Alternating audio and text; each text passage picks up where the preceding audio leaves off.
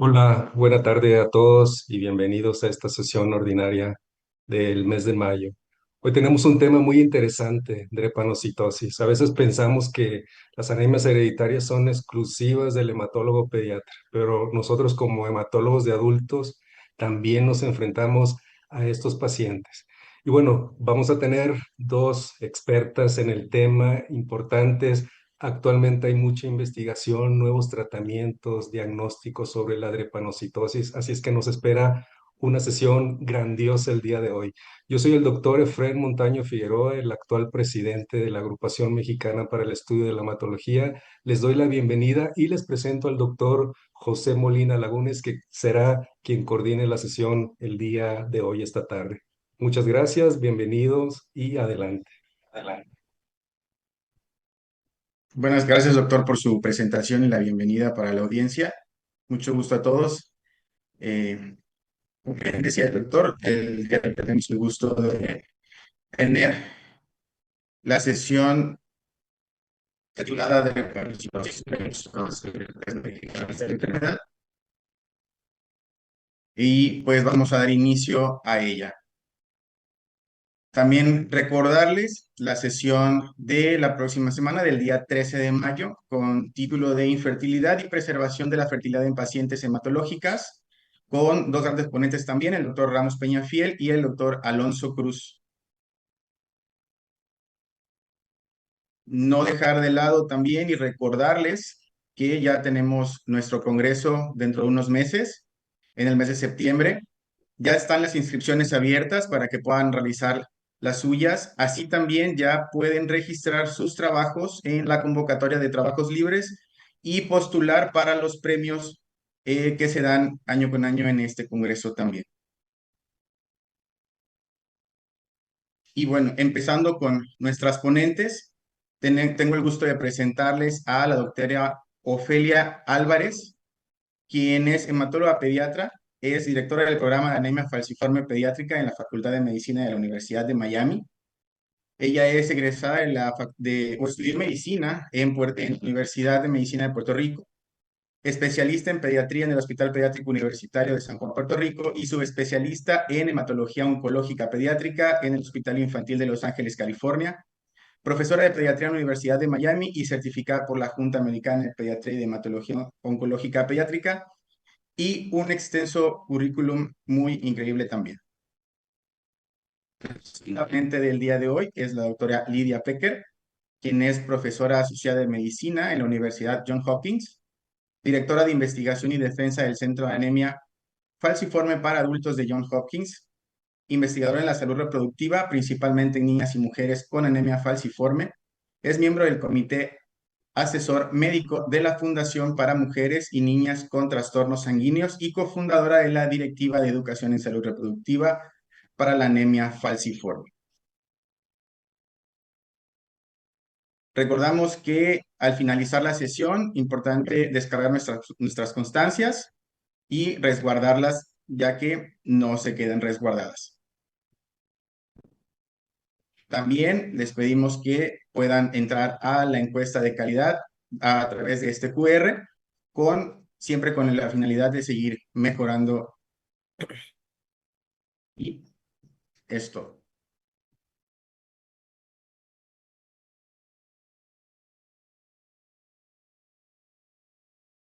Buenas noches, yo soy la doctora Álvarez y agradezco a AME la invitación para esta presentación que se titula Diagnóstico de la anemia drepanocítica, confirmación, estudios complementarios y evaluación integral del paciente.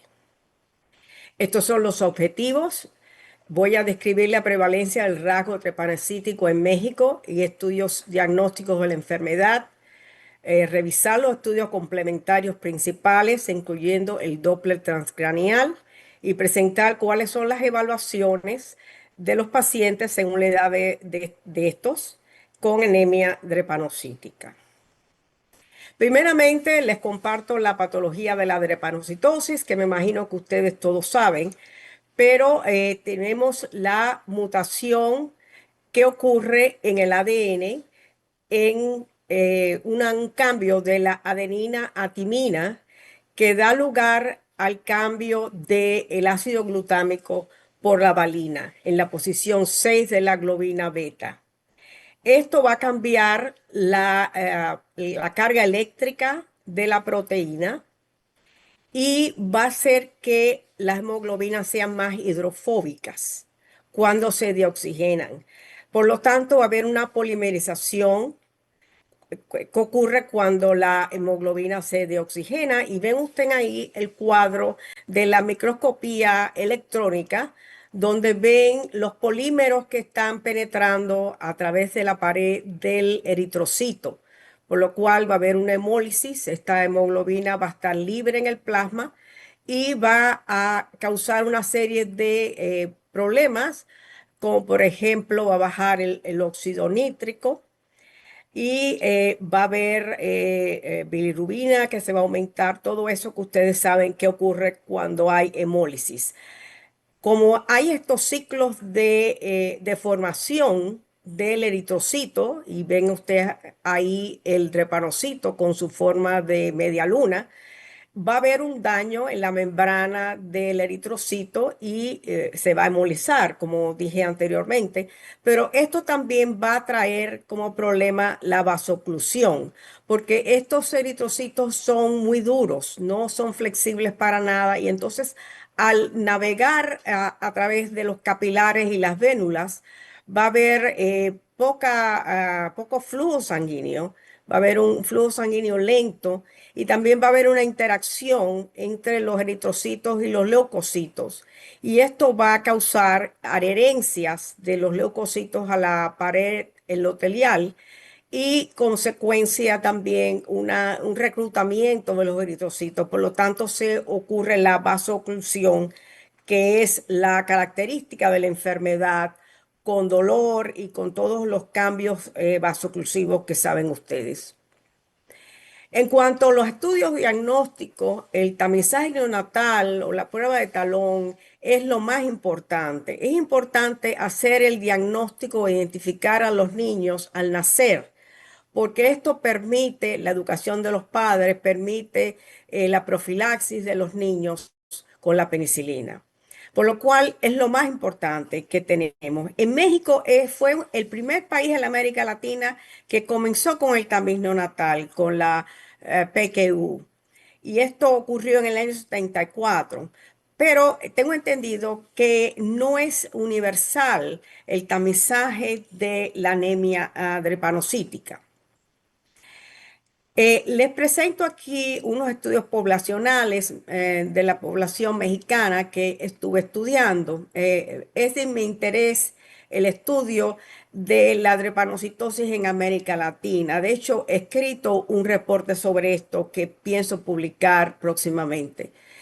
Este primer estudio que presento acá de Trigo y Madrid del año 2014 recoge más de 5.000 neonatos que fueron tamizados del año 2012 al 2014, y se encontró que habían 56 niños que eran heterocigotos para hemoglobinopatía. O sea que sería 1 en 93 recién nacidos. Y el 77% fueron positivos detectados en los estados de la costa mexicana. Y aquí les doy yo las diferentes ejemplos de las diferentes ciudades: Veracruz, Tabasco y Guerrero.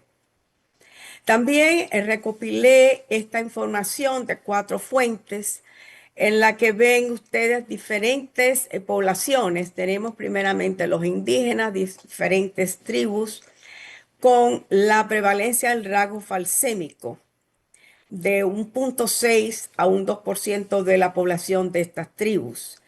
En afrodescendientes, en los estados de Guerrero, Oaxaca y en Veracruz, la prevalencia es de un 12 a un 13,5% entre los afrodescendientes. Y esto debo recalcar que es un poco superior a lo que se reporta en los Estados Unidos entre los afrodescendientes, que es de un 8%. Entre los mestizos, que es un gran por ciento de la población mexicana, Es bien variable dependiendo del estado, especialmente en la costa es más común. Pero tenemos hasta inclusive en Jalisco, Costa del Golfo, según Cobian, era un 4%. Y luego los estudios poblacionales del tamaño natal y en adultos de Guadalajara y de Puebla, con una frecuencia entre 0,02 a 0,077%. Estos son los rasgos falsémicos porque no encontré ninguna información sobre la drepanocitosis como enfermedad en sí. En cuanto les presento a ustedes, por supuesto, su mapa querido. Y al lado primero, yo estoy señalando las ciudades en que encontré o los estados en los cuales encontré información sobre los rasgos y comparando con la población de afromexicanos que encontré en el internet, que es un 2%. Ven ustedes que hay cierta correlación, sobre todo en Oaxaca, Guerrero, con mayor población de descendientes de África, sobre todo en la Costa Chica. La otra cosa que les quiero presentar es la importancia de saber si la persona tiene rasgo, porque como saben ustedes, hay un riesgo de infarto esplénico en altitudes superiores a los 1.100 metros. Y a Ciudad de México, por ejemplo, está a 2.240 metros. O sea que eso es bien importante tanto para la persona con la enfermedad como la persona que es heterocigótica. Es importante conocer esto. Pero me imagino que quizás hay cierto desconocimiento en la población, por lo tanto digo acá de ignorancia, ¿verdad? De la población en general, ya que el tamiz neonatal no es completo. Y la experiencia de los doctores quizás es algo variable, pero es bien importante conocer esto. En cuanto a los métodos diagnósticos, son varios que se pueden aplicar tanto al tamiz neonatal como las otras pruebas diagnósticas en niños y adultos. Por ejemplo, tenemos las pruebas de isoelectroenfoque, que es bien común en el tamiz neonatal, en la cual mediante la electricidad las bandas, las diferentes proteínas van a migrar y se van a enfocar, a parar en el área donde hay isoelectricidad, o sea, el pH en cuanto no hay carga eléctrica. También tenemos la electroforesis capilar y la electroforesis de hemoglobina de pH alcalino. Luego, si hay una hemoglobina que está normal, pues se va a comprobar con el pH ácido. Y por supuesto la cromatografía líquida de alta resolución o HPLC, que va a separar a las diferentes bandas dependiendo de el peso de estas bandas y se van a adherir a la cromatografía.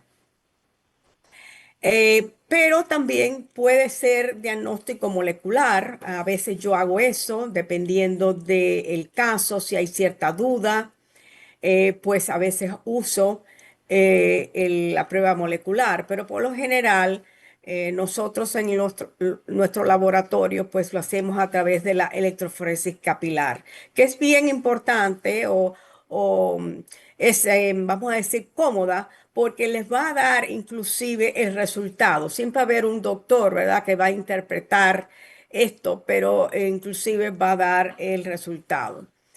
También les comento que hay pruebas de ensayo de punto de cuidado, que esto puede servir en ciertas poblaciones aisladas. Por ejemplo, yo las he usado en Haití, vamos a usarla en la República Dominicana también. Tenemos próximamente, vamos a tener esa investigación, pero se ha usado mucho en África porque no hay el dinero para comprar las máquinas, ¿verdad?, de laboratorio. Entonces, esto se puede hacer también. Y hay varios tipos, como ven ustedes acá, la electroforesis de microchip, que es el tipo de la variante de hemoglobina Gacel que les presento en la fotografía. También está el inmunoensayo de flujo lateral competitivo del Hemo Type C, Ese es una prueba la cual cuando hay la cadena, cuando está la hemoglobina presente, de hecho va a demostrar como una ausencia de la banda en la prueba. También tenemos la separación de vaso acuosa y la difusión en papel. El Sickle DX no puede diferenciar entre hemoglobinas que sean insolubles porque va a depender la solubilidad de la hemoglobina. O sea, en el caso de la hemoglobina S, es insoluble, entonces se va a demostrar, pero otras hemoglobinas que no sean insolubles, como la A, la C, la F, no se va a poder detectar, o sea que en cierta medida no es muy práctica. Y por último, el Sickle Scan o el ensayo de flujo lateral que también les demuestro acá, y yo he tenido experiencia con ambos que les demuestro. En cuanto al tamizaje neonatal, pues van a ser estos los resultados del tamizaje. Por supuesto, la hemoglobina F es la predominante porque es la hemoglobina fetal, o sea que es la primera que va a aparecer en por ciento mayor. Y cuando es normal, pues va a ser FA. Luego, si hay un rasgo drepanocítico, la FAS y lo demás que ven ustedes ahí. Pero por supuesto, la FS es la anemia drepanocítica, es la más severa, pero al nacer en realidad no se puede diferenciar entre la SS y la S beta cero talasemia, porque la hemoglobina A2 no se demuestra fácilmente. Entonces, más adelante es que se va a hacer esta diferencia, a no ser que se haya hecho un estudio genético en el tamizaje. Y luego los otros tipos de anemia drepanocítica, como la SC, la S-beta-talasemia y S y otras anormales. Aquí les doy la tabla con los diferentes resultados que ustedes me imagino que saben muy bien. Pero bueno, para repaso, pues primeramente tenemos el genotipo normal, como la AA, en la cual la hemoglobina A va a ser la predominante y el BSM va a estar normal, la hemoglobina total va a estar normal. En el rasgo drepanocítico, donde la hemoglobina predominante también va a ser la hemoglobina A, va a ser superior en cantidad en comparación con la hemoglobina S y no va a haber ninguna anemia. En el caso del el rasgo de la hemoglobina C va a ser algo parecido, lo único que la hemoglobina en minoría va a ser la C. Y luego tienen ustedes ahí los diferentes tipos de drepanocitosis con la hemoglobina F siendo variable. Como sabrán, a más hemoglobina F, la severidad va a ser menor. Entonces, eso es una cosa bien importante porque ese es un factor que va a ser importante para el tipo de enfermedad, cuánto va a demostrar la persona efectos secundarios a la drepanocitosis. En el caso de la combinación entre la S y la talasemia, cuando hay la talasemia cero, beta cero, no va a haber ningún tipo de hemoglobina A, no se va a poder producir la hemoglobina A. Sin embargo, en la beta talasemia positivo va a haber una cantidad variable de porcentaje entre un 10 y un 25% aproximadamente. Y por supuesto, al ser una talasemia beta, en ambos casos la hemoglobina A2 va a estar aumentada más de 3,5, por lo general 4 o 5%, pero yo lo he visto hasta 7%. Y en el caso de la combinación entre la hemoglobina S y la persistencia hereditaria de la hemoglobina fetal, que va a tener el mismo tipo, en el tamiz va a tener el mismo resultado, va a ser una FS, pero luego la hemoglobina total va a ser completamente normal, mientras que la electroforesis de hemoglobina va a demostrar más del 30% de la hemoglobina fetal en una forma homogénea, o sea, todos los glóbulos rojos van a tener la misma cantidad de la hemoglobina fetal y por supuesto va a ser muy leve, prácticamente no va a tener ninguna manifestaciones de la enfermedad.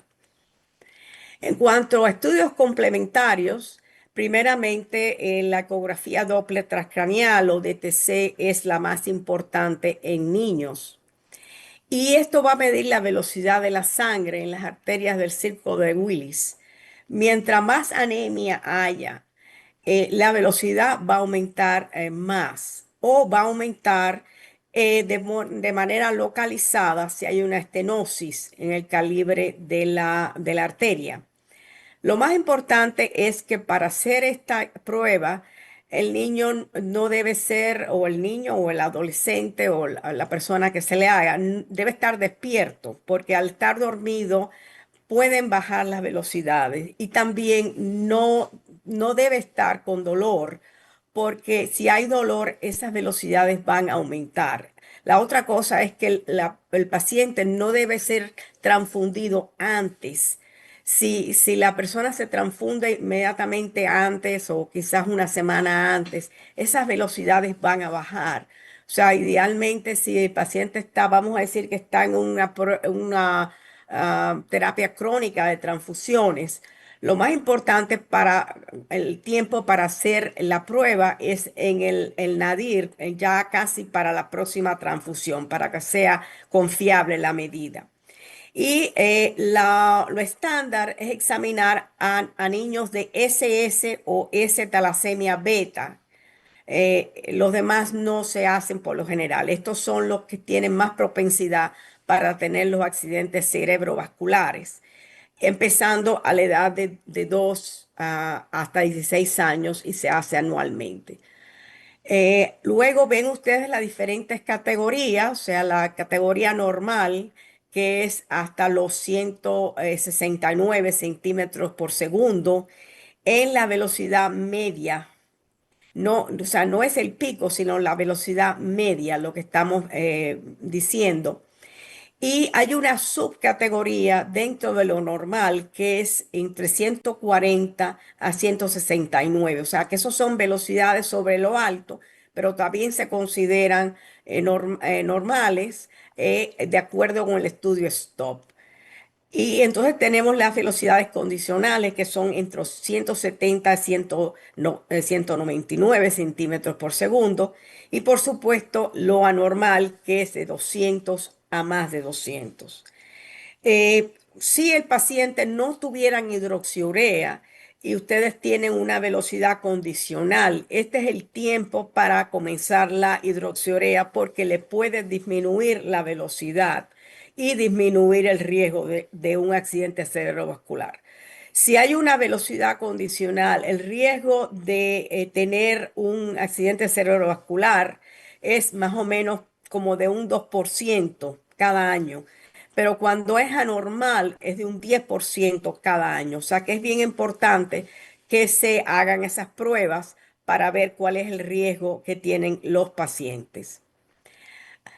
Aquí tenemos la fotografía del doctor Robert Adams, quien fue el héroe de muchos de nosotros, porque él básicamente validó el Doppler transcranial y comprobó con su estudio STOP la importancia de las transfusiones.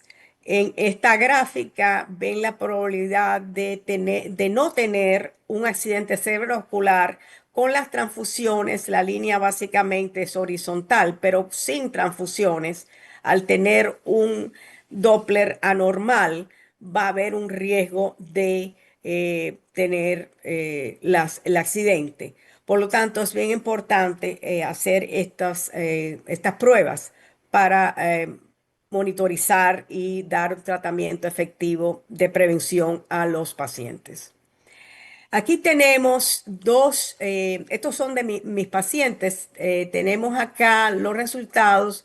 En la primera parte tenemos un paciente que no va a tener anormalidad. O sea, si ven las velocidades medias en la parte izquierda y en la parte derecha de, del cuadro, Lo máximo que tiene este paciente es un 131. Entonces se categoriza como un estudio normal porque la velocidad es inferior a 170. Sin embargo, en el segundo caso, ya este es un paciente que es anormal porque tiene velocidades hasta 209 en la arteria media cerebral izquierda. Entonces, este paciente hubo que ponerlo en transfusión para disminuir el riesgo del accidente cerebrovascular.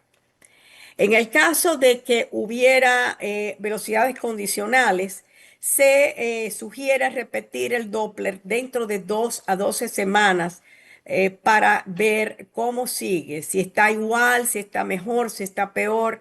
Como le dije, si no está en hidroxiurea, se recomienda que se empiece en hidroxiurea con un monitoreo bien cercano.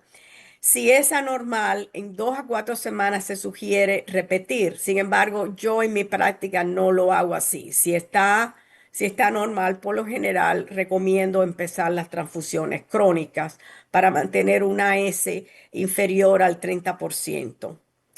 Si el estudio es inadecuado, que es otra categoría en la cual el hueso temporal es muy grueso, entonces el sonido no puede penetrar bien y no se pueden medir las velocidades.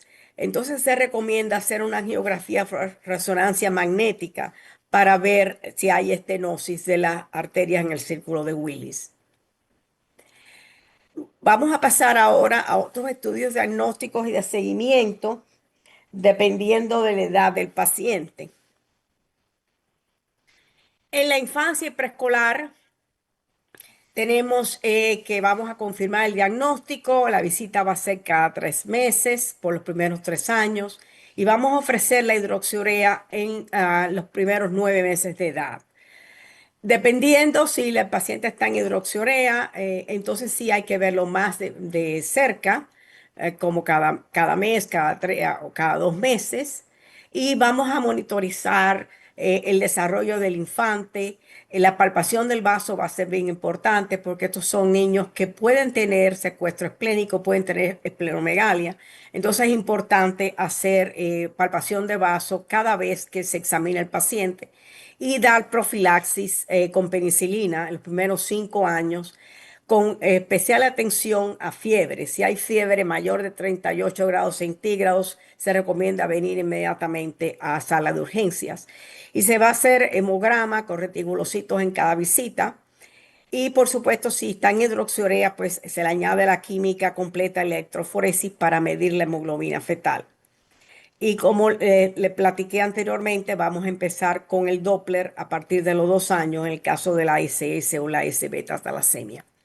Las vacunas, según esquema de vacunación de México que pude ver, se aplica neumococo en 3 ocasiones. En los Estados Unidos nosotros lo hacemos en 4 ocasiones.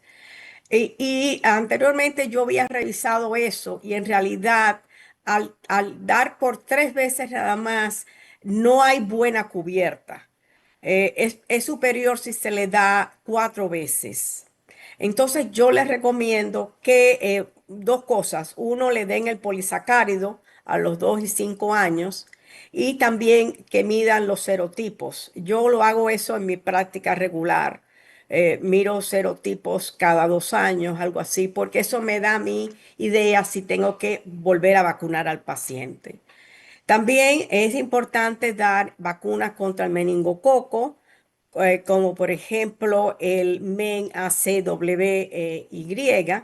que es la vacuna cuadrivalente, en el caso de Mencuatzi o Menveo, y la meningitis contra la meningitis B. El patrón para comenzar la primera se puede comenzar a los 2 meses. Por lo general, yo lo empiezo a los 2 años después que le doy el Pneumovax. Y entonces lo repito 2 meses después, o sea, serían 2 dosis si lo empiezo a los 2 años. Y el MENB lo dejo para los pediatras que lo hagan, pero sí se recomienda a partir de los 10 años. En cuanto a los escolares y los adolescentes, Los 10 años va a ser una parte de la edad bien importante porque a partir de los 10 años es que vamos a empezar a ver problemas orgánicos.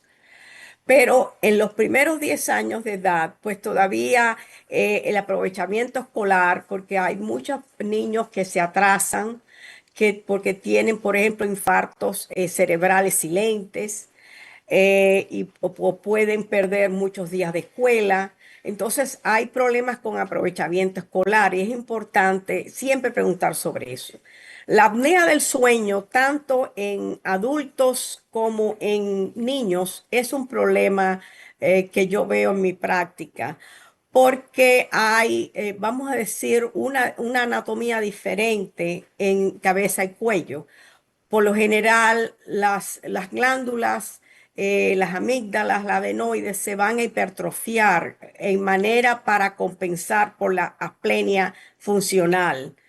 Y eso es una cosa que yo siempre pregunto. Por ejemplo, tiene problema de sueño durante el día, ronca por la noche. Son preguntas que yo siempre hago. Y si la respuesta es sí, entonces le mando un estudio del sueño. Por supuesto, hay otras cosas que están relacionadas al sueño también. Por ejemplo, el priapismo, la enuresis nocturna también están relacionadas a la apnea del sueño. O sea, si hay estos factores, estos síntomas en el historial, sería otra cosa por la cual se podría chequear. En cuanto a pacientes que son 10 años o más, ya el dolor va a ser más frecuente, va a haber un poco más de dolor crónico, especialmente en adultos. Se empiezan a hacer exámenes de rutina anuales para ver problemas de los diferentes órganos. Por ejemplo, si hay retinopatía de drepanocitosis, si hay problema de albuminuria, porque hay una nefropatía de drepanocitosis, puede haber más frecuencia de cálculos biliares. Se empieza a hacer educación sexual, educación sobre el priapismo, sobre el problema de menstruación, que muchas veces la menstruación puede ser un factor que va a influir en el dolor en las niñas o en las adolescentes y en las mujeres también. Y vamos a hablar más sobre la adherencia a los medicamentos, porque ya para esa época ellos van a estar más en hidroxiurea. También la evaluación de la depresión y la ansiedad es bien importante. Como un 20-30% de los pacientes pueden sufrir de depresión y ansiedad, especialmente aquellos que tienen más problemas de dolor crónico. Entonces es importante hacer pruebas de screening para esto. Y por lo general yo uso el PHQ-9 para la depresión y el GAD-7 para la ansiedad.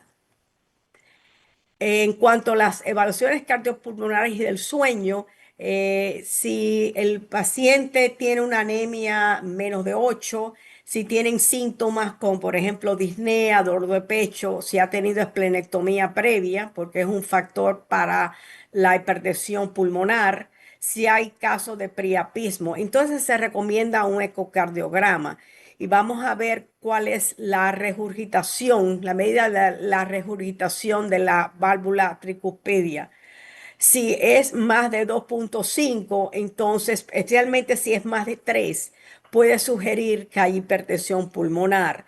También se acompaña esto con la prueba del ProBNP. Si es más de 160, es anormal en el caso de la drepanocitosis. La prueba de caminar por 6 minutos y todo eso si estuviera positivo, ¿verdad? Si tenemos, por ejemplo, un paciente que tiene 3 o más en el ecocardiograma, si tiene un ProBNP elevado, si la prueba de caminar es menos de 333 metros. Todo esto nos lleva a hacer una prueba de cateterismo porque es lo que decimos en inglés gold standard, ¿verdad? Es ya la prueba que para descartar si hay o no hipertensión pulmonar. Muchos de los pacientes van a tener asma o van a tener síndrome torácico agudo. Entonces, en esos casos se recomienda hacer una función pulmonar completa. Yo lo refiero donde el pulmonólogo, y entonces ellos van a hacer su tratamiento, van a sugerir tratamiento dependiendo, pero es bien común, especialmente en adultos, tener er- eh, problemas de restricción en la función pulmonar. Y como le compartí anteriormente, el estudio del sueño es importante, ya había hablado sobre eso. Las transfusiones y la sobrecarga de hierro es otro tipo de problema que tenemos. Ya saben que las transfusiones son sumamente importantes en los pacientes por anemia. Y recomendamos hacer la prueba de chequear el fenotipo, por lo menos. Vamos a ver la C, la E y la KEL como los antígenos que son básicos para la evaluación. Pero si hay un cruzado extendido, como les presento acá, sería más importante. Y si pudieran hacer genotipo, sería inclusive más importante. Nosotros en los Estados Unidos hacemos por lo general fenotipo y muchas veces genotipo, pero tenemos que la mayoría de las personas que donan sangre son caucásicos, son blancos, entonces no hay la misma tipo de sangre. Hay ciertos antígenos que se ven más en afroamericanos, entonces por eso es que los pacientes afroamericanos cuando se transfunden con sangre de los caucásicos muchas veces pueden demostrar anticuerpos. Entonces sería importante hacer todo ese tipo de cruce para la evaluación. Y siempre se transfunde con el filtro de leucocitos para disminuir reacciones alérgicas y febriles. Las transfusiones se pueden hacer de muchas maneras, simple con flebotomía o cambio de sangre. Por supuesto, cambio de sangre sería en el caso de un accidente cerebrovascular, un tipo de, por ejemplo, una operación a corazón abierto, operaciones de neurocirugía, problemas de síndrome torácico agudo severo, ¿verdad? Que no respondan a una transfusión simple. Entonces se recomendaría un cambio de sangre. Cuando hay muchas transfusiones seriadas, van a tener el problema de la sobrecarga de hierro. Y lo más sencillo es medir la ferritina sérica, pero el paciente tiene que estar en estado basal, ¿no? Sin ninguna dolor y todo eso, porque si hay dolor va a haber aumento en la ferritina. Se empieza el quelante si la ferritina es mayor a 1000 o si el paciente ha recibido de 10 a 12 transfusiones. Y les comparto el otro tipo de chequear, de ver si hay sobrecarga de férrica, que es con el FerriScan o la resonancia magnética R2 estrella, que son maneras de cuantificar el hierro en el hígado. La otro estudio que hago yo también es el FibroScan, que es la electrografía transitoria. Esto es para evaluar la fibrosis hepática que puede ocurrir cuando hay mucha sobrecarga de hierro. Aquí les señalo la concentración hepática de hierro para definir cuándo se va a comenzar un quelante. Si hay un 3,2 a 7 miligramos de hierro por peso de seco del hígado, es el rango óptimo para empezar la terapia quelante, especialmente si es 5 o más. Eso es bien importante porque si no va a acumular mucho y va a ser más difícil poder disminuir la sobrecarga. En pacientes que reciben quelante, por ejemplo, de Feracilox, se recomienda obtener audiograma anual porque puede causar problemas de pérdida de audición y también examen ocular dilatado para toxicidad del quelante. Y por supuesto, examinar en la orina para ver si hay proteinuria, que a veces sucede.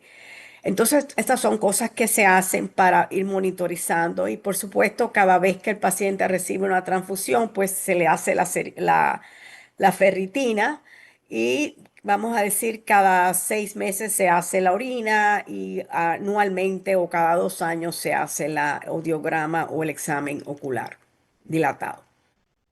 En cuanto al monitoreo de la hidroxiurea, es importante, yo creo que la doctora Perker va a hablar de eso, pero se puede dar de dosis fija o dosis escalada. Por lo general yo comienzo a 20 miligramos por kilogramo y luego voy escalando dependiendo del contagio de neutrófilo absoluto. El monitoreo al principio lo hago mensual, luego lo voy espaciando según el paciente va a estar estable con la dosis. Se va a medir el volumen corpuscular medio para ver si hay macrocitosis y se mide el contagio absoluto de neutrófilo. Lo ideal sería que la persona tiene un contagio absoluto de neutrófilo entre 2.000 a 4.000. Eso es lo ideal, pero puede estar menos, ¿verdad? También se mide la hemoglobina fetal. Cada vez que yo los veo, cada mes, cada 2 meses, mido la hemoglobina fetal para ver cómo ellos van aumentando la hemoglobina fetal en comparación con la base y mido los reticulocitos.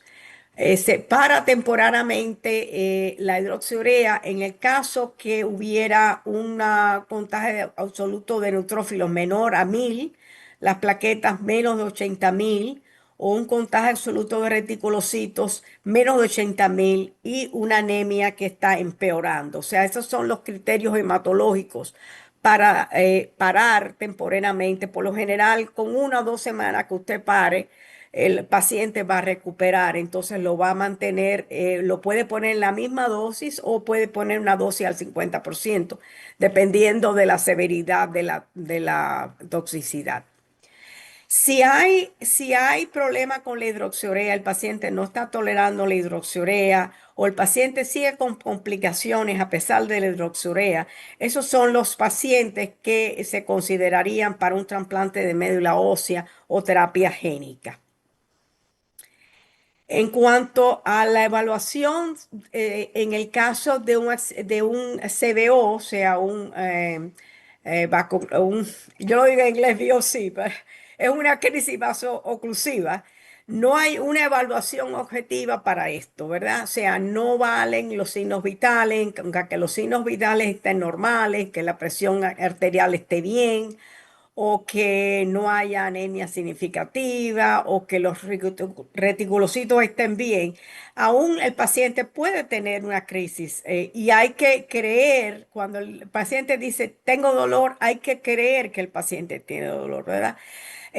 Pero por lo general va a haber aumento en los leucocitos y va a haber un aumento en la proteína C reactiva. Se va a ver el valor numérico, se le pregunta al paciente el valor numérico de 1 a 10, con 10 siendo lo máximo en cuanto a la severidad del dolor, y vamos a monitorizar para hipoxemia, sedación y respuesta a medicamentos.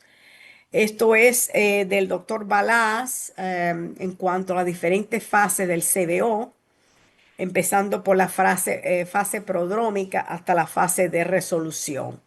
Y por supuesto, tenemos problemas, o sea, tenemos el síndrome torácico agudo, tenemos inclusive fallo multiorgánico y muerte como complicaciones probables de una crisis vasoclusiva. En cuanto a mis recomendaciones prácticas para el manejo del dolor, hay que crear un plan individualizado de manejo para la casa y para la sala de urgencia. Se hidrata a los pacientes a mantenimiento, evitando dar bolo de fluido, porque esto puede aumentar el riesgo de edema pulmonar y el riesgo de el síndrome torácico agudo. Se monitoriza la oxigenación con una oximetría continua y se le dice al paciente que haga espirometría de incentivo básicamente cada hora. Si el paciente tiene prurito, yo recomiendo la infusión de naloxona. Claro, se puede dar también Benadryl, ¿verdad? Oral, pero la naloxona es bien eficaz sin disminuir los opioides, ¿verdad? Se piensa en evitar el estreñimiento, ya que es una de las complicaciones de los opioides, o sea, el docusato o cena, otro tipo de laxante, la lactulosa, por ejemplo. Se evitan los trombos en los adolescentes y en los adultos usando unos métodos mecánicos, heparina de bajo peso. y se va a admitir al paciente considerando qué sería mejor para el paciente, si darle opioide en bolo o dárselo como una analgesia controlada por el paciente. Por lo general nosotros usamos la analgesia controlada por el paciente y muchas veces le damos el ketorolac con un máximo de 5 días.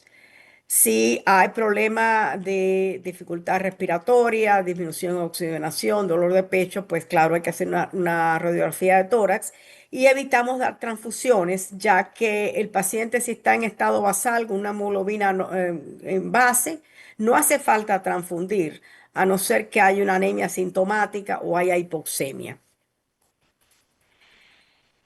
La otro periodo importante para nosotros es el periodo de transición del cuidado del niño al cuidado de adulto.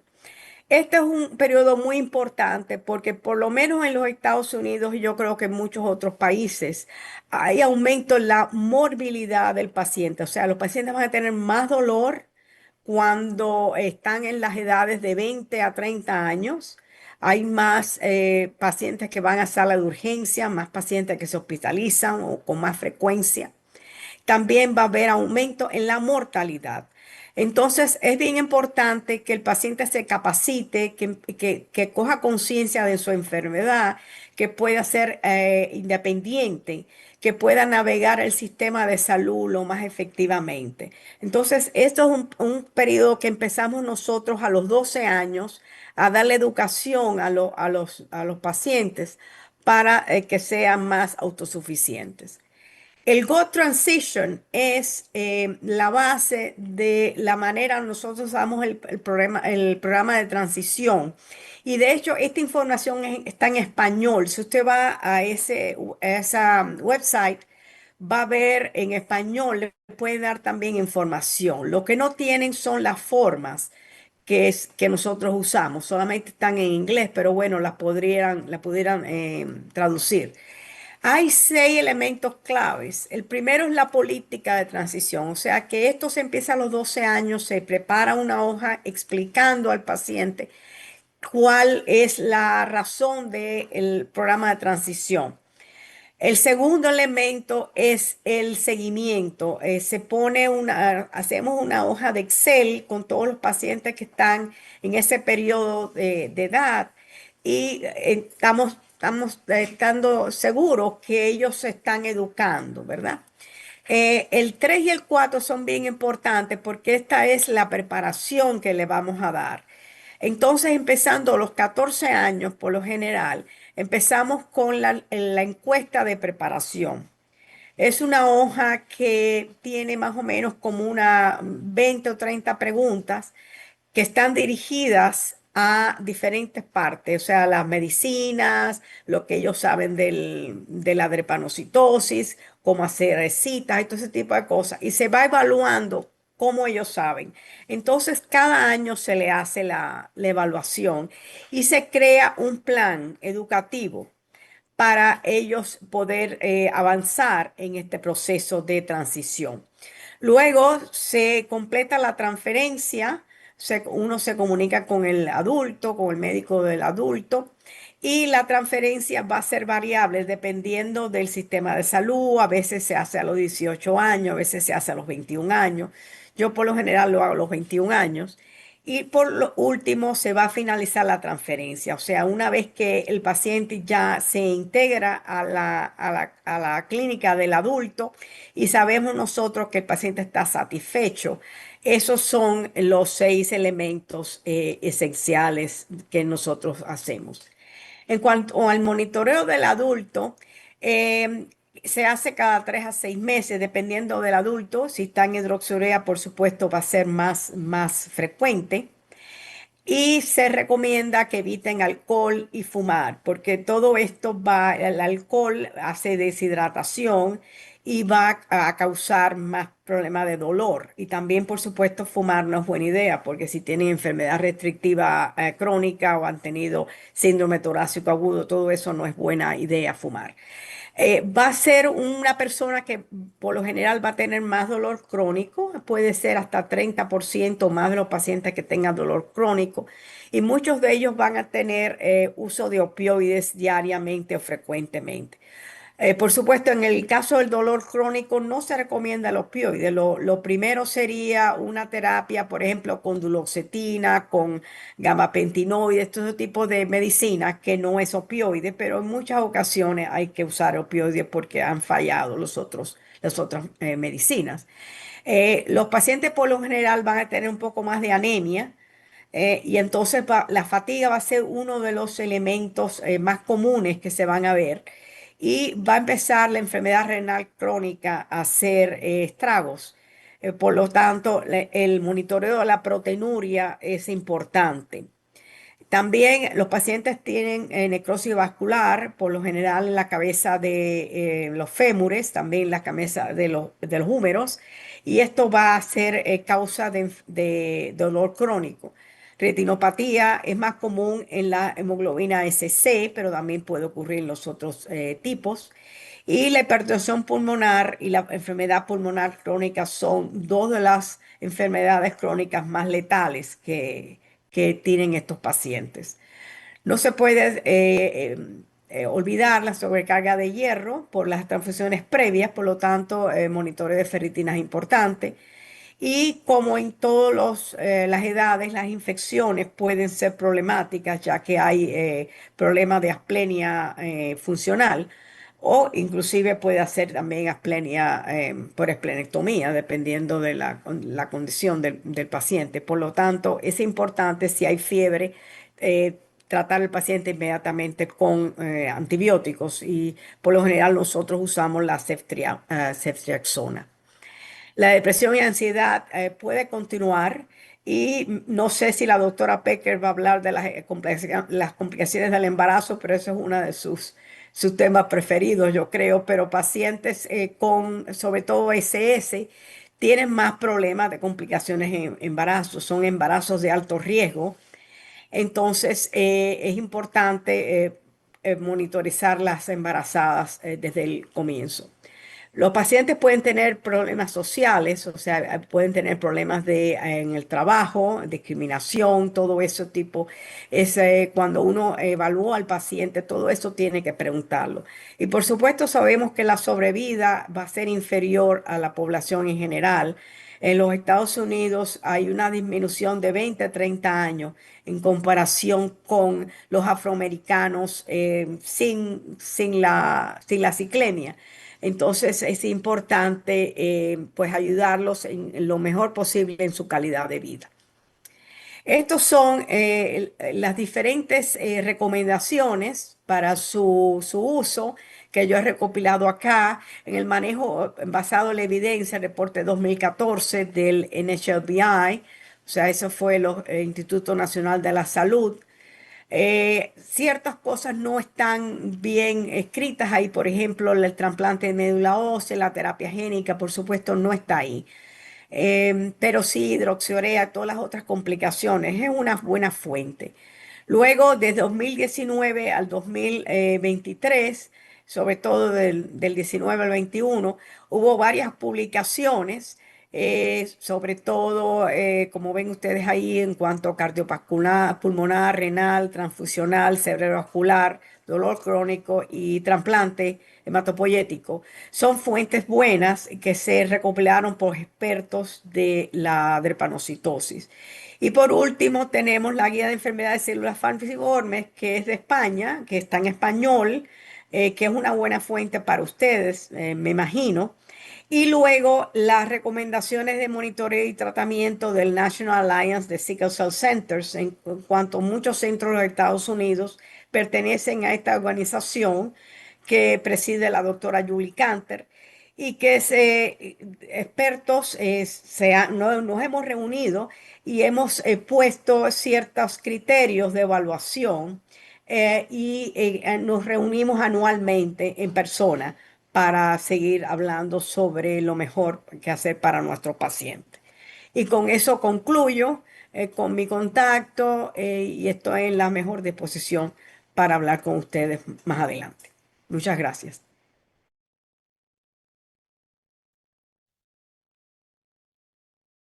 Buenas noches y gracias por la invitación. Voy a hablar brevemente sobre cómo tratar la enfermedad de drepanocitosis. Voy a tratar de hablar de manera general y esperemos poder tener un poco de tiempo al final si hubiera preguntas.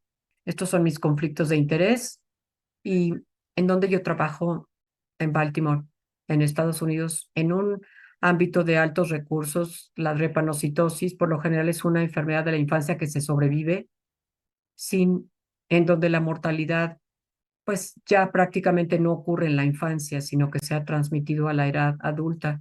Pero el paradigma contemporáneo para el tratamiento de la drepanocitosis en realidad tiene que ser más agresivo de lo que hemos visto hasta ahora. Y voy a hablarles durante mi presentación un poco por ejemplo, como decía la doctora Ofelia, como durante el embarazo hay que tener ciertas consideraciones especiales.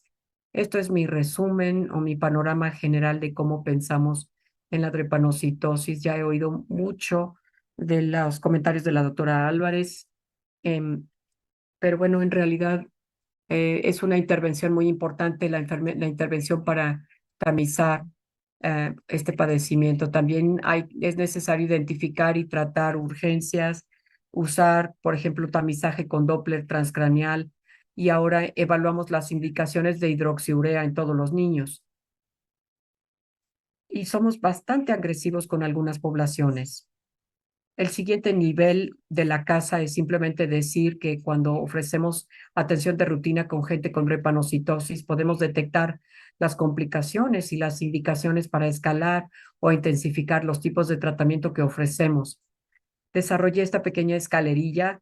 Es todavía trabajo en proceso. Si tienen sugerencias para mejorar, siempre estoy abierta a la retroalimentación. Esta escalera es solo para decirles que hay grupos de personas que se saltan directamente hasta el segundo piso porque tienen algo aquí, incluso cuando los vemos, sabemos que requieren de más terapia. Pero algunas de las razones por las que intensificamos el tratamiento son personas que experimentan dolor frecuente o que llegan a urgencias a menudo, la gente que tiene evidencia de lesión de órgano diana, y la doctora Álvarez ya habló de todos los tipos de daño al cuerpo que causa esta horrible enfermedad y también de los biomarcadores del riesgo. Y el embarazo, que siempre es de alto riesgo, debe de tener la consideración de un manejo especial con abordajes particulares. ¿Y cómo identificamos el tratamiento? Yo les sugeriría de que hay dos maneras o dos partes. La primera es que intensificamos el tratamiento viendo a las personas con más frecuencia y eso a veces nos ayuda a resolver los retos con el apego al medicamento o nos ayuda a abordar los problemas de salud mental y comórbidos o bien lograr que las personas se refieran o se remitan a otros especialistas para ayudar a tratar las complicaciones que ocurren. Por otro lado, a veces los médicos también nos necesitan a nosotros, hematólogos, y bajo esas condiciones pensamos en si el tratamiento crónico de drepanocitosis que están recibiendo los pacientes es adecuado o hay la recomendación de utilizar una terapia transformadora que es la terapia génica o el trasplante de médula ósea. Y por cierto que para algunos pacientes, felizmente, tenemos un número creciente de estudios en los que las personas pueden participar, pero algunas personas, ninguna de las terapias existentes ni tampoco de las intervenciones son adecuadas. Y bueno, pues hay oportunidades entonces de participar en estudios clínicos. Bueno, esta escalera vamos a treparla un poco más rápido. Primero, cuando yo pienso en quién sube rápidamente esta terapia para llegar a terapia intensiva, yo pienso en qué tipo de drepanocitosis tiene el paciente y también en su edad. No vamos a hablar de esto ampliamente, pero para el genotipo, los pacientes con SS o S-beta talasemia son los que tienden a tener una anemia más severa y esa anemia es más dañina al cabo del tiempo que la gente con otros tipos. Y la edad también es importante. Esto viene de la recomendación de los trasplantes. Los niños de menos de 13 años con SS o S beta talasemia que tienen un donador compatible, la recomendación es que se les dé asesoría sobre el hecho de que no sabemos qué es lo mejor, si tratar con hidroxidea por toda la vida o recibir un trasplante de médula ósea de un hermano compatible.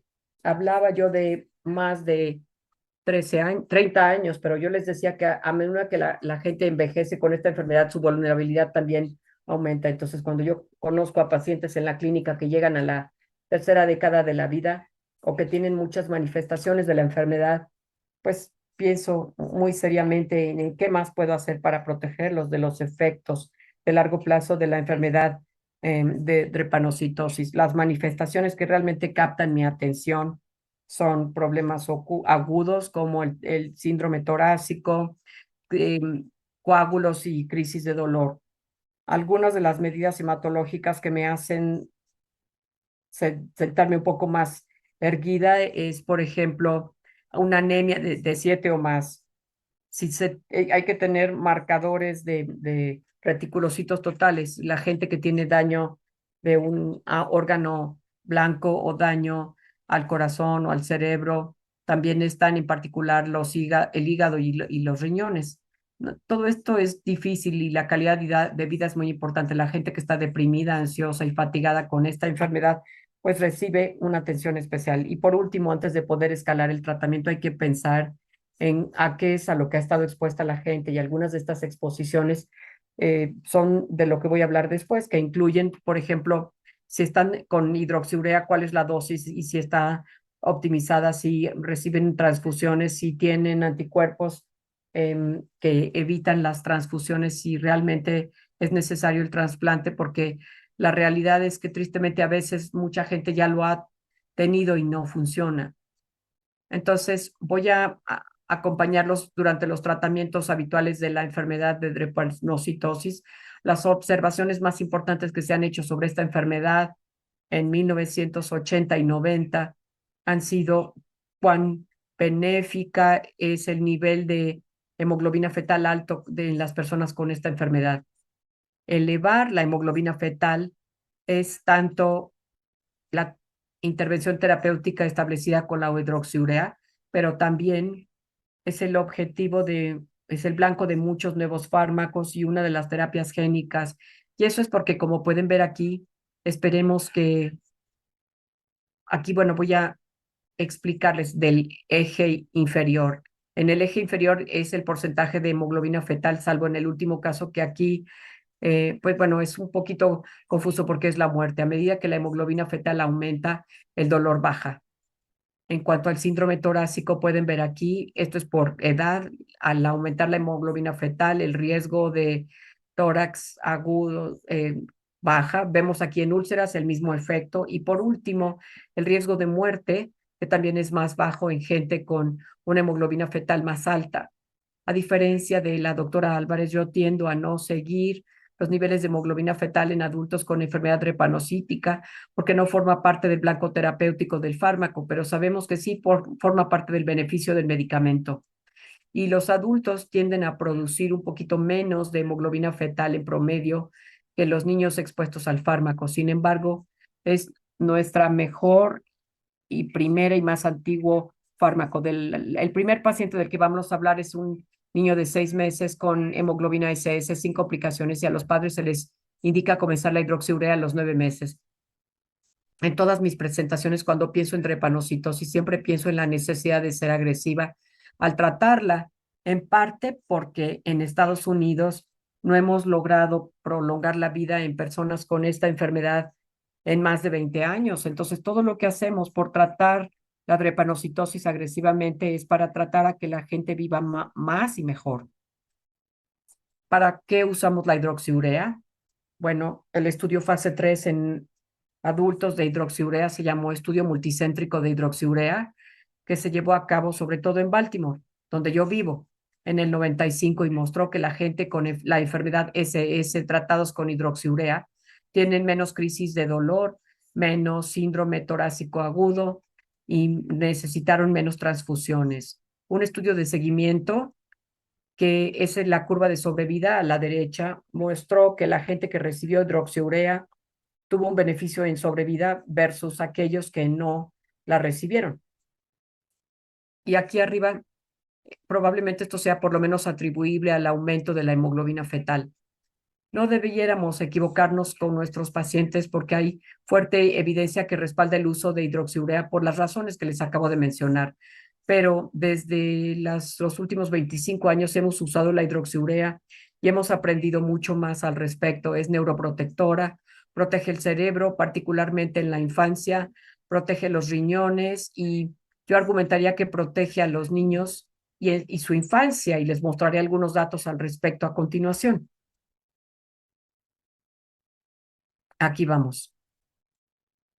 Esto es una diapositiva un poquito llena y les voy a decir qué es lo que observamos aquí y les diré cómo lo interpreto yo. En el eje de los X está el año.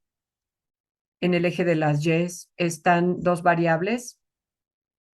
Estos esbozos en gris son el porcentaje de los pacientes que toman hidroxiurea al cabo del tiempo y las líneas más oscuras, color rojo y ópalo, son admisiones hospitalarias de los niños en 100 años paciente. Y bueno, el hospital en realidad de pediátrico se conoce como la capital del tratamiento de la hidroxiurea y como ven, trata a toda clase de niños y esto aumentó entre la década del 2010 y el 2019 y al mismo tiempo que esto ocurrió, esta línea roja son niños de menos de 12 años y pueden observar cómo los ingresos hospitalarios por cualquier causa se redujeron al aumentar el uso de hidroxiurea. El púrpura es para niños ligeramente mayores, pero durante el mismo periodo.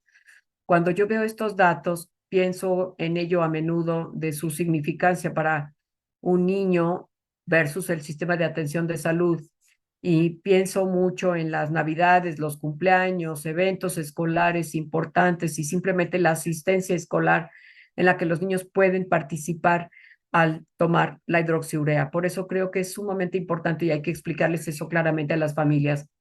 Empezamos a hablar de la hidroxiurea. La doctora Álvarez hablaba de la hemoglobina SS y la SB talasemia. La dosis máxima, bueno, tenemos varias estrategias. Primero, que podemos aumentar la dosis a la dosis máxima tolerada.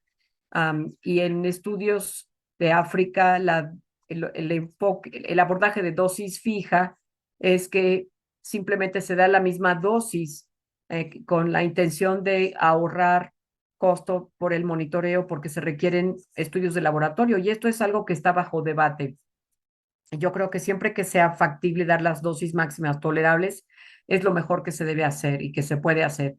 En última instancia, todos los pacientes adultos o niños son estudiados en laboratorio cada 3 meses. Otra cosa que vale la pena considerar es qué otras terapias se pueden añadir a la hidroxiurea. Y esto es porque al ir declinando la función renal en la edad adulta, las dosis de hidroxiurea que toleran los adultos antes de volverse citopénicos a veces es más baja. Y entonces vemos que es más difícil lograr que los adultos mayores lleguen a las dosis máximas efectivas para tratar la enfermedad. Entonces, el bebé llega hasta la edad de 8 años con hidroxiurea sin complicaciones y esto de verdad ocurre. Y está tomando la hidroxiurea y va bien. Y los padres también han tenido 8 años muy productivos, por lo cual ahora ya tienen otros 2 niños que son posibles donadores compatibles para su niño de 8 años con la enfermedad de SS.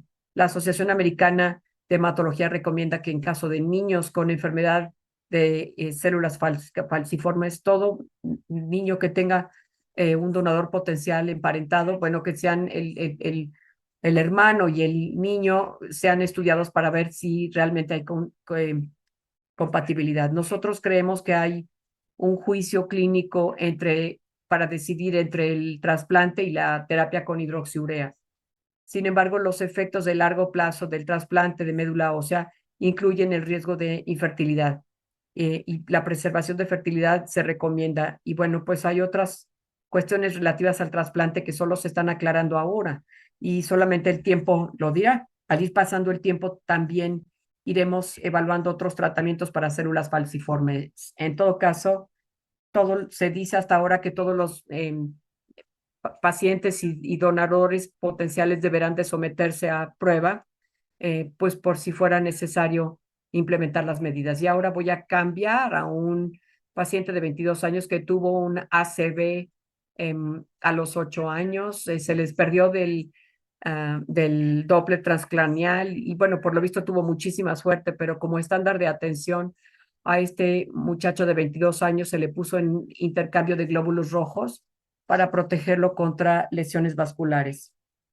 Durante la infancia, la historia de ACV, pues bueno, nos habla de una transfusión para toda la vida. En la infancia, la historia de EBC es absoluta y requiere totalmente una indicación de recambio de glóbulos rojos crónicos.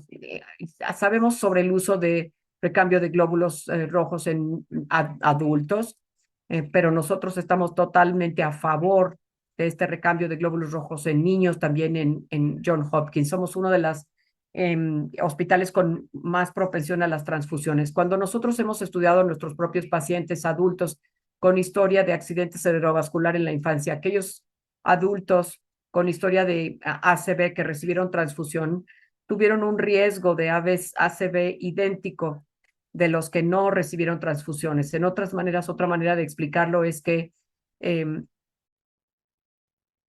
básicamente se iguala el riesgo de los dos grupos, el que recibe transfusiones y no con el recambio de glóbulos rojos. Cualquiera que tenga una indicación vitalicia de terapia de transfusión se considera candidato al trasplante de médula ósea, quizá también candidato a la terapia génica.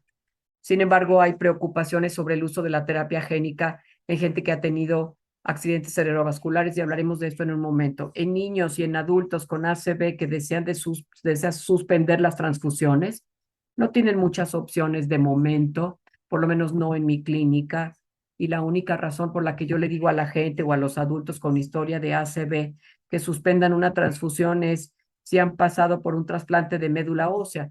Y en adultos, que es posible hacer esto con un donador compatible o alternativo, porque la ACV realmente es una complicación severa de la enfermedad. La terapia génica la discuto con los pacientes en este ámbito, pero realmente no los veo entusiasmados, muy poco entusiasmados, porque los estudios génicos en realidad excluyen a gente con enfermedad cerebrovascular y o ictus, y bueno, los datos sobre el uso de terapia génica para ACV no es tan sólida y creo que los datos para trasplante son mucho más definitivos en este momento, trasplante de médula ósea.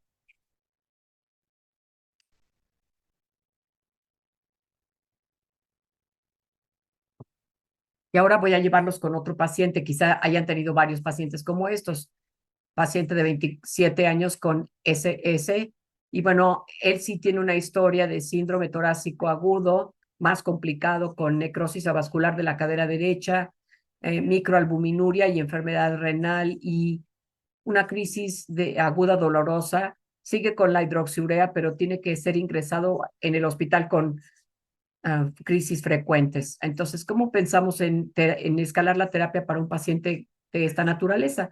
Antes de la escalación, yo pienso en el apego y, bueno, en los órganos blancos. Lo primero es que necesito que realmente el paciente se tome el medicamento para ver si funciona o no. Y en segundo lugar, si sus órganos blancos no se ven tan en buenas condiciones, ya no me importa tanto si toman o no la hidroxiurea, porque lo que necesitan son transfusiones. He aquí algunas de las formas en que pienso en esto.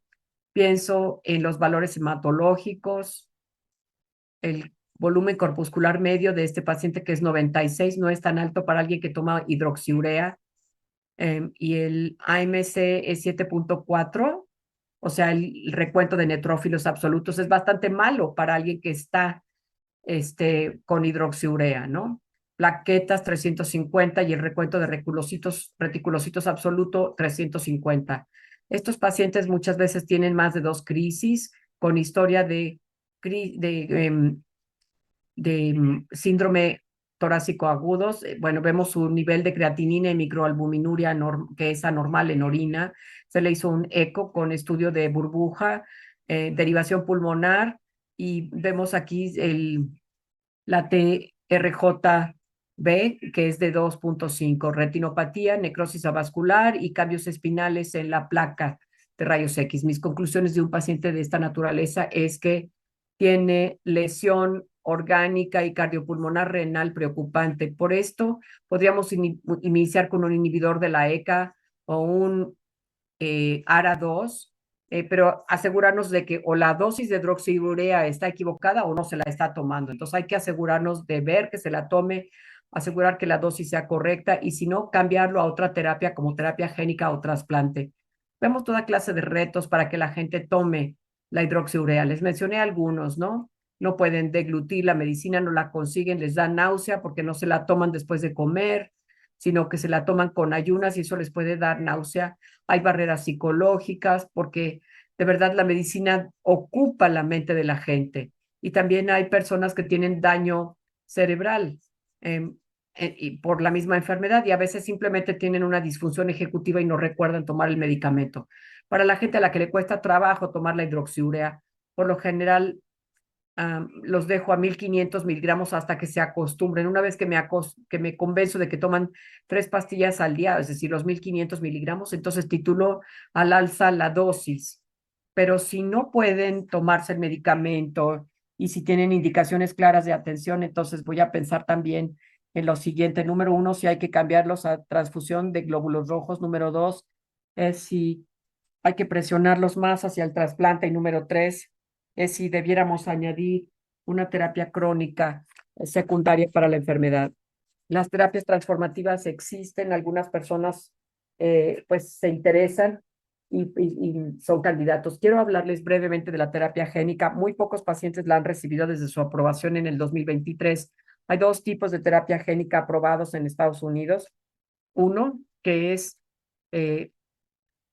una técnica CRISPR que aumenta la eh, hemoglobina fetal, la otra que es un vector lentiviral que aumenta la hemoglobina A, Lyfgenia. El costo es entre 2,5 y 3,5 millones de dólares. Todas requieren esquemas con busulfán y el busulfán pues es un agente alquilante con toxicidad de corto y largo plazo. Los datos que les mostraré en un momento son realmente atractivos porque muestran una reducción importante en las crisis. Este es un proceso de 3 a 6 meses, 6 a 12 meses y seguimos aprendiendo más al respecto. Este es un muy buen artículo que fue publicado en el 2024, si les interesa la terapia génica, y habla sobre el proceso de pasar por él. Hay algunos de los retos que todavía estamos aprendiendo en pacientes con drepanocitosis, y es que los ciclos de cosecha de las células, o sea, la terapia génica es un trasplante autólogo de células, y uno de los retos es que para captar suficientes células del paciente y poder hacer la terapia génica en ellos, pues a veces se requieren de múltiples ciclos. Aquí van a oír que dice que de 1 a 4 ciclos y cada uno de los ciclos es muy demandante sobre el paciente y se lleva varios meses de terminar. O sea, puede haber muchos retrasos en los pacientes que están esperando este proceso. Y estos son algunos de los datos para niños pequeños y para niños también mayores que se presentó en la Sociedad Americana de Hematología en invierno pasado. Y esto es solo para mostrarles la evidencia de una reducción atractiva realmente sobre la reducción del síndrome agudo de dolor. Vemos aquí en gris 24 meses antes de la terapia génica y cada uno de los diamantes es una crisis de dolor que tiene el paciente. Luego en verde tenemos el periodo de lavado en cuanto al seguimiento de los pacientes y creo que pueden ver que en niños de 5 a 11 o de 17 años, vemos un cambio drástico en el número de crisis que experimentan y los datos para adultos son muy parecidos. Entonces, por un lado, exponemos a los niños a busulfán de entrada y por otro lado, muchos de estos niños tienen muchas crisis dolorosas y con una calidad de vida pues muy alterada y sabemos que estos son factores de riesgo para la muerte. Después se ven mucho mejor. El otro abordaje que ayuda a expandir opciones para personas con enfermedad de célula de drepanocitosis, creo que yo debo de revelarles que yo vivo y trabajo en la capital del trasplante haploidéntico del mundo. Entonces, esto es justo el Johns Hopkins. Y uno de los retos con los trasplantes en esta enfermedad es que no hay suficientes donadores y por lo tanto el poder utilizar donadores que son parcialmente compatibles aumenta mucho el pool de donadores, ¿no? Y por otro lado, la terapia génica es un autotrasplante, pero tratando de los aloinjertos, si hay puede ocurrir la enfermedad de injerto contra huésped, aunque las tasas parecen estar cayendo de 11 a lo que era antes del 36%. Y luego vemos aquí la sobrevida global. Esto es de una corte muy reciente y la sobrevida libre de eventos. La sobrevida global es inferior, pero tengo que decirles que la gente que participó en este estudio tenía enfermedad drepanocítica muy severa. Entonces, sí toleramos algunas muertes porque ese riesgo de muerte era alto en esa edad de los pacientes. Ahora, el reto al que yo me enfrento es que en mi clínica la mayoría de la gente no quiere terapia génica. El esquema preparatorio no es para nada atractivo o es intimidante. Antes de esta sesión estaba yo leyendo una discusión de pacientes en Facebook y hablaban de si querían exponerse a la quimioterapia o no y ven la diversidad de las opiniones, pero bueno, la quimioterapia sí es un riesgo de infertilidad. Hay que hablar de la preservación de la fertilidad, que es muy aplicable a la drepanocitosis. Y por otro lado, los pacientes hablan de los aspectos desconocidos de posibles efectos secundarios versus la enfermedad que ya conocen. También hay barreras sociales hacia pues una logística de navegación en la atención muy compleja. También tenemos un equipo de atención compleja muy sólido que apoya al manejo de la enfermedad crónica y también a proveedores de práctica avanzada. Tenemos, por ejemplo, 2 psiquiatras, un trabajador social, una persona que les ayuda a navegar en pues, los aspectos necesarios de la atención. En fin, es un gran equipo. También creo que la identidad de la enfermedad puede ser una barrera subapreciada, ¿no? La gente pues nació con esta enfermedad y es muy difícil que ellos se imaginen no tenerla, ¿no? En vista de que ya se han acostumbrado a ella.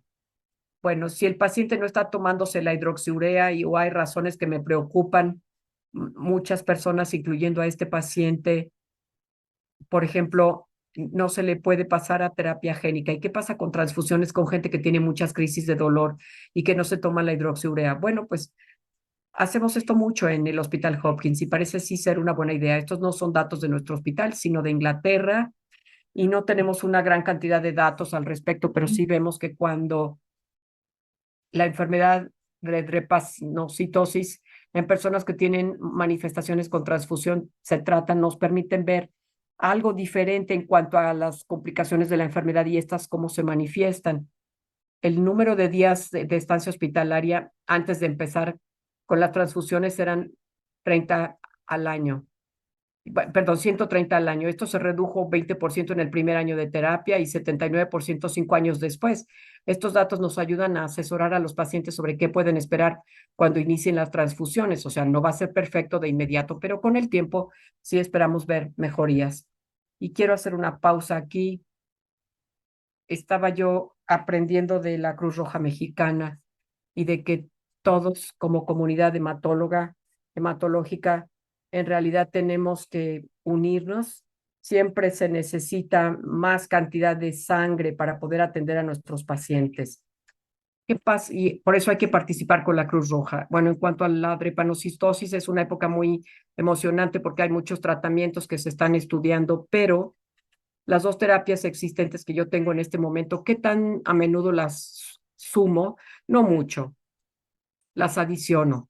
Las 2 fármacos que existen son los siguientes, L-glutamina y anticuerpos monoclonales P-selectina, que se llama Adakveo. Y creo que también está a punto de aprobarse por la parte de la FDA un activador de la piruvato sinasa. La L-glutamina tiene un mecanismo poco claro de acción, está indicado para niños de más de 5 con cualquier genotipo de más de 2 crisis de dolor al año. El artículo, o más bien el estudio aleatorizado con control, mostró una reducción estadística en las crisis de dolor Y bueno, pues, ¿qué tan significativo es esto? Es un poco debatible. Primero, porque hubo una alta tasa de deserción en el estudio. Y esto es una medicina en polvo que se toma 2 veces al día en 8 onzas de agua con efectos gastrointestinales. Si tuviera que dedicar mi energía ayudando a la gente a tomar hidroxiurea todos los días o agregando L-glutamina, me imagino que ya saben por dónde escogería yo, ¿no? Yo les diría que se tomen la hidroxiurea. Risankizumab es un medicamento de infusión intravenosa, un anticuerpo monoclonal de la P-selectina indicado para personas de más de 16 con todos los genotipos que han tenido más de 2 crisis de dolor al año.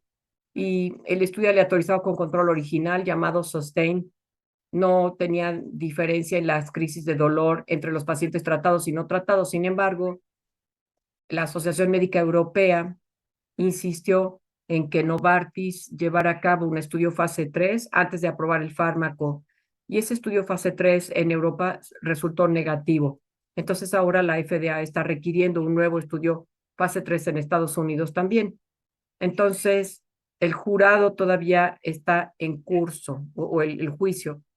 Y para mí y mis amigos nos parece que si vemos los datos, hay una fracción de los pacientes en quienes esto claramente funciona y hay otra fracción que tuvieron o efectos secundarios intolerables, uno de los cuales puede ser dolor severo, o bien en quienes simplemente no funciona.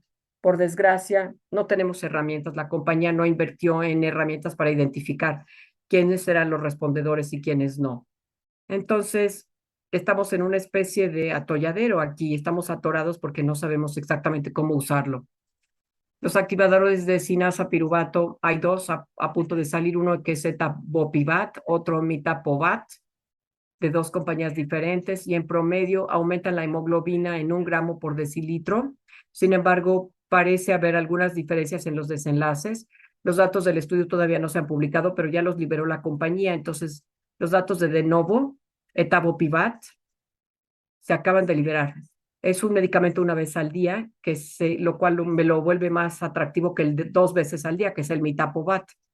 Y lo interesante del etabopivat es que la compañía reportó que además del aumento de la hemoglobina, también observaron una reducción en las crisis de dolor con el tratamiento. El otro fármaco de 2 veces al día, mitapovat, también está reportando un aumento en la hemoglobina de 1 gramo por decilitro, pero sin reducción en las crisis de dolor. Esperamos la publicación de los datos todavía. La forma en que yo planeo usar estos fármacos es darlos como un aditivo a la hidroxiurea en gente que no tiene una respuesta particularmente robusta en la hemoglobina, gente que es intolerante a la hidroxiurea o que está vacunado o aloinmunizado o muy anémico. Particularmente no debe de darse en adultos si están anémicos y si no tienen su fuerza eritropoyética porque sus riñones están muy enfermos. Y aquí el reto es que no sabemos si este producto pueda ser seguro en en enfermos con enfermedad renal. Voy a hablar sobre el caso de planeación familiar y embarazo. Yo podría dedicar toda la noche a hablar de esto porque he hecho mucha investigación y creo que es un tema muy importante para nuestra comunidad. No les voy a leer la diapositiva ni les voy a hacer prueba, pero esto todo quiere decir que no es posible evitar, preocuparse por las complicaciones del embarazo. Todas las formas de tratar la drepanocitosis implica falta o preocupaciones de eh, pérdida de fertilidad. Y esto es cierto en cuanto a todos los agentes de investigación o no han sido estudiados con respecto al embarazo y no sabemos nada de ellos con respecto a la salud reproductiva, o sí sabemos de ellos y sabemos que son francamente teratogénicos. Entonces hay toda una gama de cosas, pero la salud reproductiva de los pacientes con drepanocitosis, digamos, las preocupaciones no van a desaparecer aún con otros tratamientos. Ninguno de estos estudios se han estudiado en el embarazo, que es de alto riesgo. Lo primero que se puede hacer para atender mejor a la gente embarazada con drepanocitosis es asegurarse de manejarlos en un centro con atención obstétrica de alto nivel y experiencia en drepanocitosis. Uno de los datos más importantes que se pueden ver provienen de nuestros colegas en Ghana, quienes ofrecen esta atención multidisciplinaria y han reducido mucho la morbilidad en el embarazo. En donde está disponible la transfusión es la terapia de primera línea y es tratamiento empírico para la mayoría de las personas con enfermedad SS. La hidroxiurea es teratogénica, sobre todo en el primer trimestre, y es cuando todo esto ocurre. Y aunque no se ha estudiado en humanos en el primer trimestre, la razón de esto es que en modelos animales es teratogénica en dosis que se consideran aplicables al humano. Y la EMEA y la FDA consideran que esto está contraindicado para el embarazo.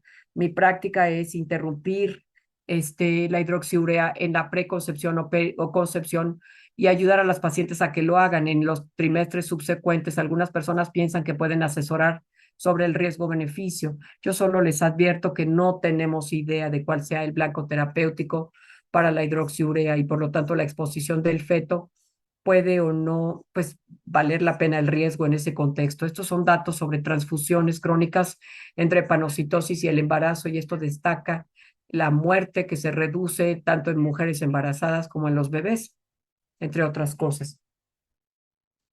La otra cuestión es que las transfusiones reducen las crisis de dolor.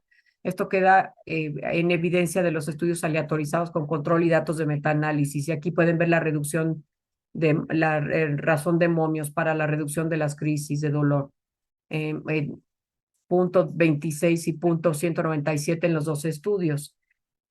Y bueno, estaría muy contenta de compartir mi material con quien lo desee. Parte de los datos por lo que tratamos la drepanocitosis tan agresivamente es porque queremos evitar el dolor. Y queremos evitar el dolor a todos porque sabemos que los encuentros con atención aguda en realidad provocan un estrés tóxico en ámbitos de emergencia y exposición de opioides maternofetales. La hospitalización te saca de la vida, de la escuela, de toda tu actividad, ¿no? Y también en el caso materno-fetal, pues la fisiología del bebé hace que las consideraciones de manejo se vuelvan más complejas. Esto, bueno, requeriría de una noche entera. Creo que me voy a detener aquí. Solo les diré que el consenso ahora es que esto es una enfermedad severa y que el tratamiento justifica sobre todo se justifica en niños y adultos con SS y con hemoglobina talasemia. La hidroxiurea y la transfusión de glóbulos rojos son la terapia de primera línea. Las terapias incrementales se consideran como terapia de primera línea y se están maximizando después de optimizar la hidroxiurea. Existen también terapias transformadoras o transformativas que son pivotales, pero los esquemas preparatorios nuevos limitan su atractivo, por lo tanto esperemos que pronto surjan nuevos esquemas preparatorios. Bueno, espero poder viajar pronto a México y esta es una foto de Baltimore, en donde yo vivo, y espero que todos tengan oportunidad de venirnos a visitar en el hospital de Johns Hopkins. Y esto es solo para decirles que en Estados Unidos seguimos creyendo en el poder de la colaboración internacional y la amistad, y enseñamos a nuestros hijos a que sigan creyendo en lo mismo. Y con esto responderé a sus preguntas y otra vez, muchas gracias por la oportunidad.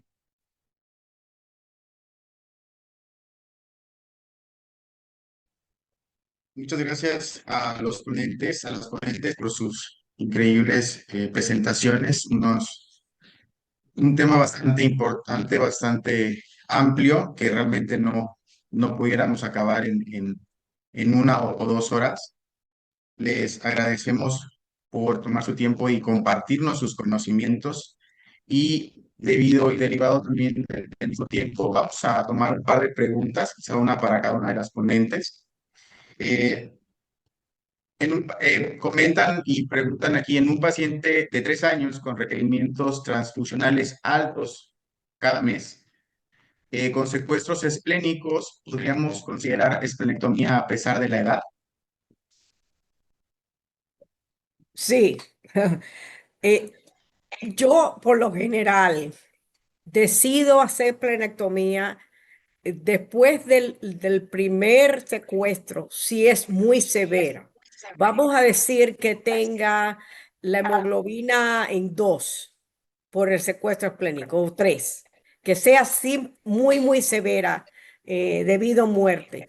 Ahí hay que considerar grandemente la esplenectomía. Claro, tienes que vacunar al niño para estar seguro que está bien protegido. La otra alternativa es ponerlo en transfusiones crónicas por unos 6 a 12 meses para ver si puedes prevenir la esplenectomía. Y por lo general, yo puedo prevenir la esplenectomía como un 50% de los casos, pero en muchos casos, a la mitad de los casos, aunque le doy la transfusión, eventualmente hay que hacerla porque el paciente tiene recurrencia del secuestro, pero definitivamente a los 3 años sí se puede hacer. Ya cuando es más joven, vamos a decir primer año, año y medio, ya es un poquito más difícil porque no han tenido todas las exposiciones de las vacunas. Pero básicamente después de los 2 años que han completado las vacunas, se puede hacer esplenectomía si es necesario. Muchas gracias, doctora Álvarez. Y la siguiente pregunta sería para la doctora Pecker. Preguntan cómo se están definiendo los criterios de selección a trasplante de médula ósea o terapia génica en pacientes con drepanocitosis.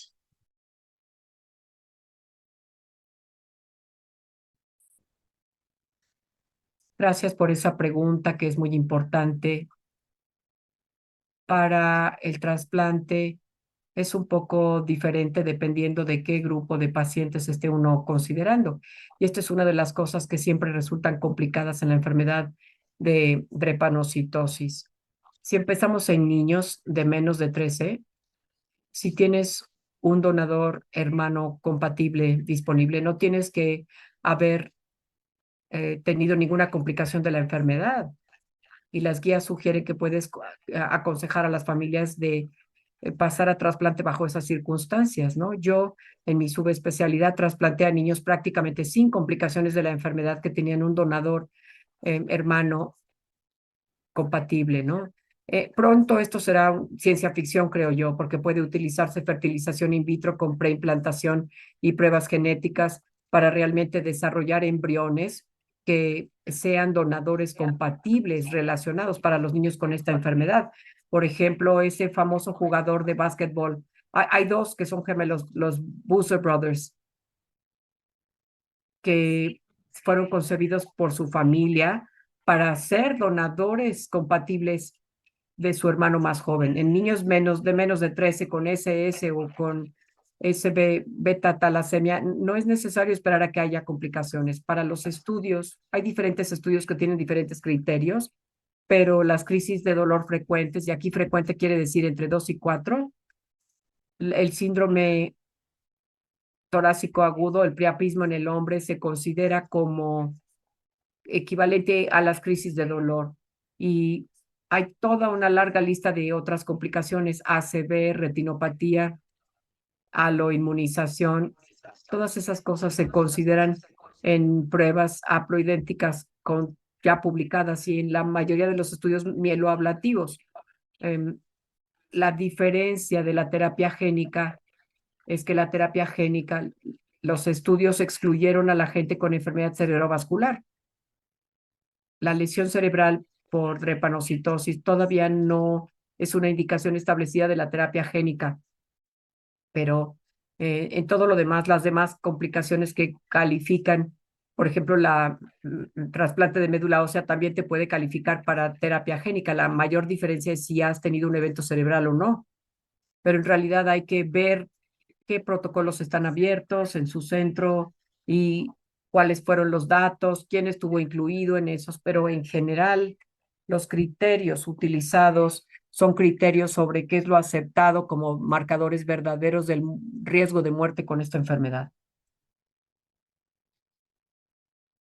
Muchas gracias, doctora Pecker.